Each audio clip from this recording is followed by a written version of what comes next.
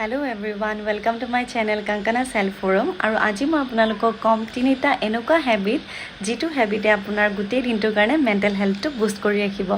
প্ৰথমটো হ'ল ৰাতিপুৱা শুই উঠিয়ে এগিলাচ পানী খাব, কাৰণ এইটোই আমাক গাট হেল্থটো ভালে ৰাখে, লগতে আপোনাক এটা সেন্স অফ একমপ্লিশমেন্ট দিয়ে ৰাতিপুৱা উঠাৰ লগে লগে।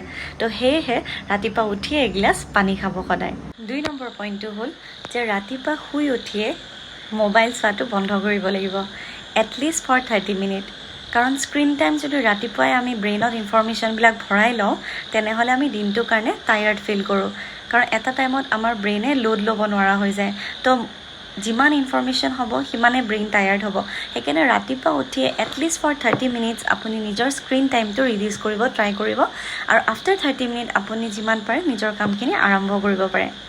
আৰু 3 নম্বৰ পইণ্টটো হ'ল যে এটলিষ্ট ফৰ 5 মিনিট, মাত্ৰ 5 মিনিটৰ কাৰণে আপুনি পাৰে যদি নেচাৰটো বাহিৰত ওলাই গৈ চাব পাৰে, আপোনাৰ ঘৰৰ বাৰাণ্ডাত বহি পেলাই আপুনি নেচাৰ চাব পাৰে, নহ'লে আপুনি মেডিটেশ্যন কৰিব পাৰে।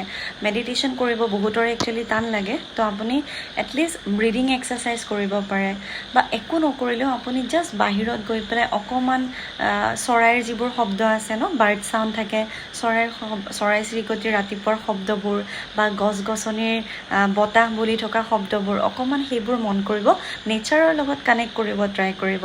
চাব আপোনাৰ দিনটো আগতকৈ বহুতখিনি বেটাৰ হ'ব, কাৰণ আপোনাৰ ৰাতিপুৱাটো শান্তিৰ হ'লেহে আপোনাৰ গোটেই দিনটো শান্তিৰ হ'ব। সেইকাৰণে প্ৰথম 1 ঘণ্টা আমি বহুত মাইণ্ডফুল থকাটো জৰুৰী।